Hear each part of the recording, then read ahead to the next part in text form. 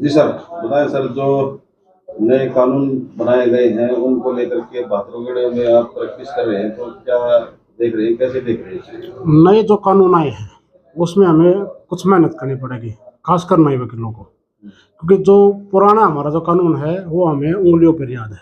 हुँ, अब नए जो सेक्शन आए हैं उनमें हमें कुछ मेहनत करनी पड़ेगी, जिसमें पुलिस वालों को ज़्यादा मेहनत करनी पड़ेगी, हुँ, क्योंकि जो क्रिमिनल केस है वो पुलिस से ज़्यादा रिलेटेड है।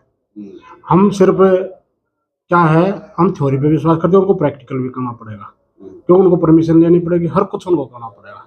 क्या होता है, पुलिस हमें है ना चार्जशीट बना के देती है, हुँ, हम उसी पे वो करते हैं, गौर करते हैं। हुँ, अब कुछ क्या है, नए सेक्शन हैं जैसे कि बेल है, सीआरपीसी जो अमेंड हुई है, सबसे ज़्यादा मेहनत हमारी सीआरपीसी पे रहेगी, हुँ, क्योंकि जो प्रोसीजर है वो सीआरपीसी में है सारा।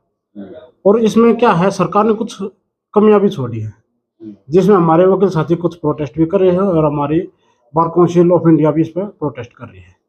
इसमें कुछ सरकार को सोचना चाहिए, इसमें कुछ बदलाव होना चाहिए, क्योंकि इसमें जो जल्दबाजी करी ना सरकार ने हुँ, इसको लागू करने में, उसमें हमें और नए वकीलों में काफ़ी वो रहेगा, परेशानी थोड़ी ही महसूस हो रही है। अब वो इतनी जल्दी हो नहीं पाएगा ये। हुँ, और कोर्ट भी क्या है, इतनी जल्दी से कर नहीं सकती किसी भी चीज़ को।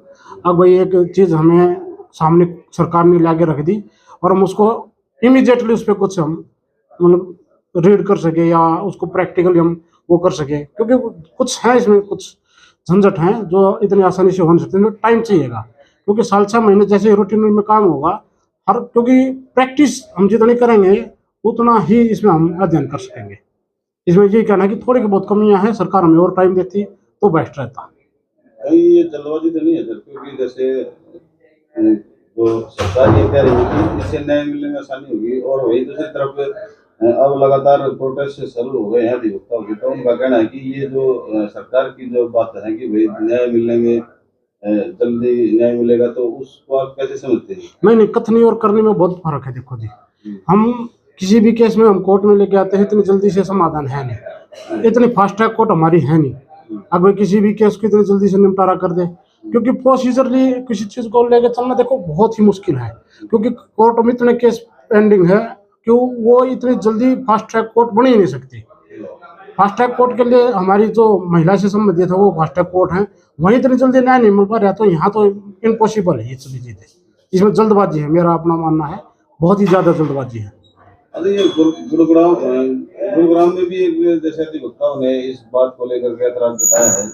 उनका मानना है कि जैसे जो जो वकील हैं जिनकी एज ज़्यादा हो चुकी है, तो उनको उनको इतनी परेशानी नहीं आएगी इस चीज़ की, उन्होंने तो वकालत करनी है। लेकिन दूसरी तरफ जो नए युवा अधिवक्ता जो इस वक़्त नई जनरेशन आ रही है, वो कहीं न कहीं 2 साल से जो जुडिशरी की तैयारी कर रहे थे, उनको कुछ पूर्ण तरीके से नए सिरे से इसको मैंने करना आपको पहले भी बताया है कि हमारी बार काउंसिल भी इसमें एक लेटर जारी किया है, जिसमें हमारे जो सुप्रीम कोर्ट के प्रेसिडेंट कपिल सिब्बल जी, उनका वो लेटर है, उसमें उन्होंने बताया है। अब इसमें कुछ ऐसी खामियां हम इनको दूर करें। हुँ, और देखो जो सीनियर है, क्या होता है, क्योंकि जो नई किताब है ना उसमें देखेंगे आप, एक तरफ पुराने सेक्शन दे रखे हैं, एक में नहीं दे रखे हैं, हुँ, हम उसको देख तो लेते हैं, हुँ, लेकिन जो नई जनरेशन जो आएगी ना हुँ, उसमें उनको ये फायदा है, क्योंकि हमारे जुडिशरी का हम अभी अप्लाई कर रहे हैं, हमारा पूरा माइंड सेटअप पुराने हमारे क्रिमिनल प्रोसीजर पे है, आईपीसी पे है, एविडेंस पे है, क्योंकि क्रिमिनल में तीनों पे टिका है, सीआरपीसी, आईपीसी और एविडेंस। हुँ, अब हम इमीडिएटली देखो, हम पिछले 10 साल से उन्हीं पे प्रैक्टिस कर रहे हैं, और नए एकदम पढ़ेंगे तो देखो हमें नुकसान है। लेकिन जब अब जो बुक्स जो लॉ कॉलेज में वो होंगे, वो नए बच्चे के लिए आसान हो जाएगा और हमारे लिए मुश्किल हो जाएगा।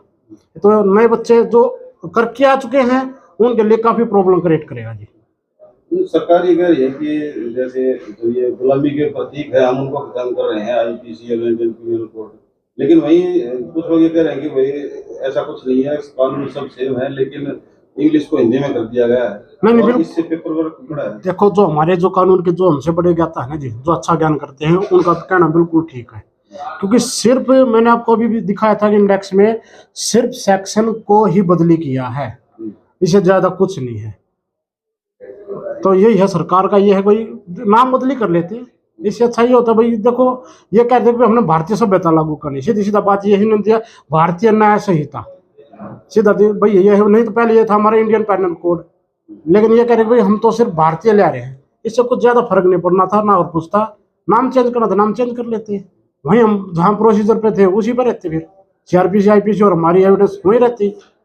तो सरकार ने कुछ रिपील करने तो रिपील कर देते, तो छोटे कानून ये करें हमने छोटे कानून खत्म कर दिए तो उनको उसी में रिपील कर देते।